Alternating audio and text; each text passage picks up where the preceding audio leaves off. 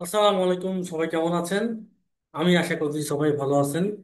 তো আজকে আমরা সেলস ফানেল নিয়ে কথা বলবো। এখন 2025 সালে এসেও কি আমাদের সেলস ফানেলের দরকার আছে কি না, আমরা সেই বিষয়ে কথা বলবো। আচ্ছা, তো আমি আমার স্ক্রিনটা শেয়ার করতেছি, এবং তার আগে আপনাদেরকে আমি ইম্পর্টেন্ট একটা কথা জানিয়ে রাখি যে আমার Facebook marketing batch number 12-এর class শুরু হবে আপনার 26শে জুন থেকে। তো আপনারা এখনো যারা যারা এনরোল করেননি, তাড়াতাড়ি এনরোল করতে পারেন। আমার কোর্স ফি কিন্তু মাত্র 399 টাকা। আচ্ছা, আমি আমার স্ক্রিনটা এখন আর কি আপনাদের সাথে শেয়ার করতেছি। তো আমি দেখেন, আমি একটা ডক্স ফাইল আগে ওপেন করি, তাহলে আপনাদের জন্য আরো বেশি সুবিধা হবে ব্যাপারটা, মানে বুঝতে আর কি। আচ্ছা, তো আমি যে কোনো একটা ডক্সে আসছি এখন, দাঁড়ান। ওকে, সাপোজ আমি এইখানে আছি। আচ্ছা, এখন আমরা যারা সেলস ফানেল সম্বন্ধে জানি, এখন তাদের সামনে আমার একটা প্রশ্ন আছে। এখন এই সেলস ফানেলটা মানে কি? সেলস ফানেলটা মানে কি যে আপনার, সাপোজ, এখন সেলস ফানেল কি মানে আপনার অনেক অডিয়েন্সের ভিতরে আপনার পোটেনশিয়াল কাস্টমার খুঁজে বের করা, ঠিক আছে? আপনার পোটেনশিয়াল কাস্টমার খুঁজে বের করে, এবং সেটা কিসের, সেটা আপনার সেটা আপনার কিসের বেসিসে হইতে পারে? সেটা আপনার হইতে পারে যে যারা আপনার ওয়েবসাইটে ভিজিট করছে, কিন্তু আর কি অ্যাড টু কার্ট করছে, অ্যাড টু কার্ট করছে করছে কিন্তু কিন্তু যারা পারচেস করেনি, আপনি এদেরকে ট্র্যাক করে রাখলেন, ঠিক আছে? অথবা আপনার সাইটে সাপোজ 1000+ পারচেস হয়েছে, আপনি তার সেই সমস্ত অডিয়েন্সকে আপনি ট্র্যাক করে রাখছেন, ঠিক আছে? আর কি ট্র্যাক করে তাদের লুকে লাইক আপনি করছেন, এবং নেক্সট অ্যাডে নেক্সট অ্যাডে আপনি এই লুকে লাইক অডিয়েন্স ব্যবহার করে আপনি আপনি আরেকটা অ্যাড রান করবেন। আচ্ছা, এখন আসি সবচেয়ে ইম্পর্টেন্ট একটা, মানে কথার ভিতরে আর কি। সাপোজ আপনি সবার ফার্স্টে কি করলেন, একটা, আমি যেটা সেলস সেলস ফানেল আমরা যেটা করি। আচ্ছা, আমি একটা, দাঁড়ান, আমি আপনার একটা ডায়াগ্রাম নিই, সেলস ফানেল ডায়াগ্রাম, সবচেয়ে তাহলে ভালো হয় আর কি। আচ্ছা, আমি এই ডায়াগ্রামটা এখান থেকে কপি করে নিলাম, নিয়ে আমি এই ডক্সে আনলাম, ঠিক আছে? এই ডায়াগ্রামটা আপনি ভালো করে দেখেন। আমরা সবার ফার্স্টে কি করতাম? আমরা সবার ফার্স্টে অ্যাওয়ার করতাম, ঠিক আছে? আমরা সবার ফার্স্টে আমার কাস্টমারকে অ্যাওয়ার করতাম যে আমি এই টাইপের একটা প্রোডাক্ট আনছি, ঠিক আছে? তুমি একটু দেখো। তারপরে ওইটা যাইতো আপনার কনসিডারেশন, এরপরে ওইটা যাইতো কোথায় আপনার কনসিডারেশন আর কি, আর কি হলো ফেজে যাইতো। আচ্ছা, এরপরে আসতো কি আপনার কনভার্সন ফেজ। আমরা যেখানে সাপোজ সাপোজ আমার এই ব্র্যান্ড অ্যাওয়ারনেসে, আমার এই অ্যাওয়ারনেসে থেকে আমার ধরেন যে আমার ওয়েবসাইট ভিউ হয়েছে সাপোজ আর কি হলো 1 লক্ষ, ঠিক আছে? 1 লক্ষ আসছে। তারপরে আমার কনসিডারেশন যেটা আজকে স্টেজটা আছে, আমার সেইখানে 1 লক্ষ থেকে আমার অডিয়েন্স আরো শর্ট হয়েছে, হয়ে সাপোজ হয়েছে আপনার 50,000। এখন সেই এখন এই যেটা 50,000 অডিয়েন্স আছে, এইটা কি এটা কি আমার পোটেনশিয়াল কাস্টমার, ঠিক আছে? এইটা আমি ফানেলের, দেখেন এটা কি একটা ফানেল, ফার্স্টের স্টেপটা কি একটু কিন্তু বড়, তারপরে এটা কি এটা ফানেল আকৃতির হয়ে কি কমতে কমতে একবারে কিন্তু শর্ট হয়ে যাচ্ছে এই অডিয়েন্সটা, ঠিক আছে? আমি আমি ফানেলের মাধ্যমে এই 50,000 আর কি পোটেনশিয়াল অডিয়েন্স আমি বের করছি। এখন আমি তাদের বিভিন্ন অফার দিয়ে বিভিন্ন বিভিন্ন অফার দিয়ে আমি আমি আমি এখন তাদেরকে কনভার্সন অ্যাডটা আর কিলো দেখাবো, সাপোজ ফ্ল্যাট 50% অফ টাইপের, ঠিক আছে? কিন্তু আমি যদি বলি 2025 সালে এসে এই যে যেটা ফানের যেটা কনসেপ্টটা, এটা কিন্তু সম্পূর্ণ চেঞ্জ হয়ে গেছে। হ্যাঁ, আপনি অবশ্যই রিটার্গেট করতে পারেন, আপনি অবশ্যই রিটার্গেট করতে পারেন, বাট শুধুমাত্র রিটার্গেট আর ফানেলের উপর যদি আপনি রিলাই করেন তাহলে কিন্তু আর হবে না। এখন দেখেন, আপনার কাছে শুধুমাত্র একটা পিক্সেল আছে, আপনি তার উপরে কতটা বিশ্বাস করেন।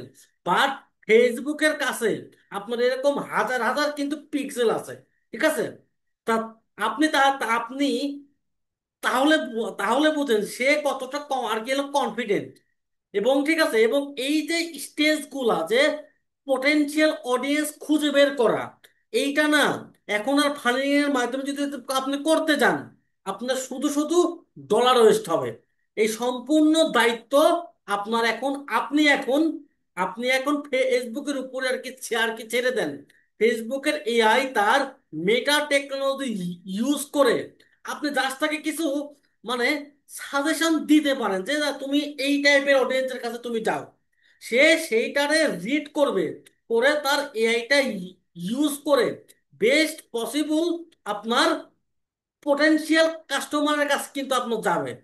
এটা ফর শিওর। মানে এইটা নিয়ে যদি আপনাদের কোনো ডাউট থাকে তাহলে আমি বলবো ভাই, মানে আপনি একটা রং কনসেপ্টে আছেন। এখন ফানেলের কনসেপ্টটা অ্যাকচুয়ালিতে আপনার একটা লস প্রজেক্ট। কে আমি কেন বলে শোনেন, সাপোজ আপনি এই ব্র্যান্ড অ্যাওয়ারনেস আপনি সাপোজ এই ব্র্যান্ড অ্যাওয়ারনেসে আপনি স্পেন্ড করতেন সাপোজ আর কি $100, ঠিক আছে? তারপরে এখানে স্পেন্ড করেন আপনার কিলো $150। তারপরে দেখেন, এই যে ব্র্যান্ড ওনার্স যে $100, এটা কিন্তু আপনার সম্পূর্ণ ওয়েস্ট। যে কাজটা আপনার ফেসবুক এআই ফ্রিতে আপনাকে করে দিচ্ছে, মানে আপনার মেন উদ্দেশ্য কি? আপনার মেন উদ্দেশ্য কি যে আপনি পটেনশিয়াল কাস্টমার খুঁজে বের করছেন এই ফানেলের মাধ্যমে। এখন এটা শুনে আপনারা অনেকেই তেড়ে ফুড়ে আসতে পারেন, ভাই এটা আপনি কি বলতেছেন, আমরা এদের ধরে কি শিখলাম ভাই? এক একটা সময় না এক একটা ট্রেন্ড থাকে, আমাদেরকে সেই ট্রেন্ডের সাথে কিন্তু আগাইতে হবে।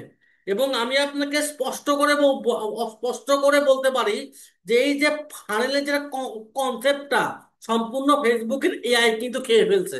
ফেসবুকের এআই সম্পূর্ণ খেয়ে ফেলছে এই ফানেলিং এর কনসেপ্টটা, ঠিক আছে? এখন এখন আপনি বলতে পারেন ভাই আমি রিটার্গেটেড আমি কেমনে রান করব? ভাই রিটার্গেটেড আমিও রান করি, ঠিক আছে? সাপোজ আমার ওয়েবসাইটে যারা ভিজিট করছে, আমি ঠিক আছে আমি তাদেরকে খুবই কম ডলারের একটা রিটার্গেট অ্যাড দিই, যাতে সারাদিন যাতে তারা এটা আর কি দেখতে থাকে। বাট নট লাইক দ্যাট, আমি শুধুমাত্র আপনার রিটার্গেটের উপরেই কিন্তু আমি আপনার মানে যে রিলাই করি, ব্যাপারটা এরকম না। আমি আপনাদেরকে লাইভ একটা মানে প্রজেক্ট দেখাই, দাঁড়ান আমি আপনাদেরকে লাইভ একটা দেখে তাহলে আপনারা বুঝবেন ভাই। আমি আমি কিন্তু এখানে কোনো ফান্ড কিচ্ছু করি নাই। আমি এখানে আপনার কোনো ফান্ড কিচ্ছু করি নাই। আগে আমি আমার আমার ল- আমি আমার যেটা ল্যান্ডিং পেজটা আমি আগে আর কি বের করি। দেখেন আপনারা, এইটা না এইটা আমার এখানে 3 পিস কম্বোর দাম আর কিলো, হ্যাঁ। এখন আপনার যেটা বলতে পারেন যে আপনার এই ফানেলিং যেটা আছে সেটা আপনার বিভিন্ন, আমি যেটা করি আমি এটা ইউজ করি বাট সেটা খুবই কম, but not for e commerce. এটা আমি এটা আমি ইউজ করি আপনার সাপোজ বিভিন্ন যারা সার্ভিস সেল করে, আমি সেই ক্ষেত্রে এই ফানেলিংটা আমি ইউজ করি, বাট খুবই অল্প বিস্তর। সেটা আপনার রিটার্গেট এর জন্য আর কি।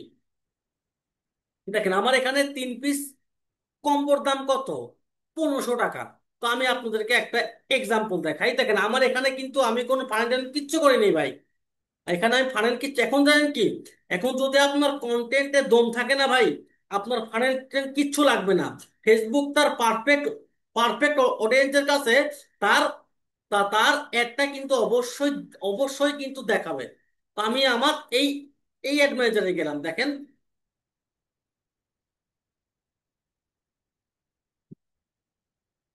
আমি আপনার এখানে এখানে সাপোজ দিস মান্থ, আচ্ছা এখানে আমি দিস মান্থই দিলাম।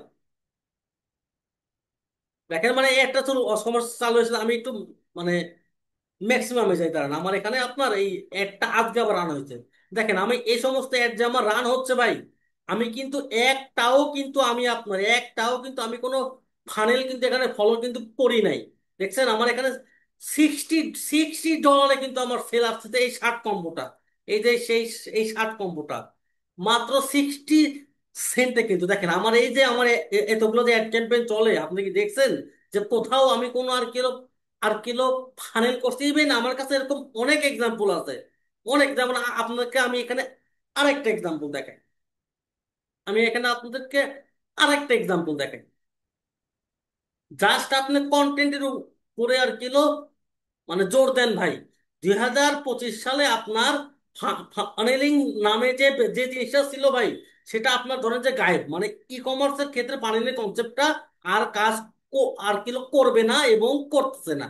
দেখেন আমার এই একটাও, দেখেন এই একটা আমার, আমার এই মান্থে দেখলাম, কিংবা এই একটা আমার চলছে আর কিলো মেবি 3 দিন থেকে। আমি দেখাচ্ছি আপনাকে, আপনার মেবি 20 তারিখ থেকে চলতেছে একটা আমার, কিংবা আচ্ছা আমি এই এখান থেকে 29 তারিখ থেকে দিলাম। আমার এখানে টোটাল সেল আসছে, দাঁড়ান আমি আমি মেবি এটা 18 তারিখ থেকে দেখি, দাঁড়ান।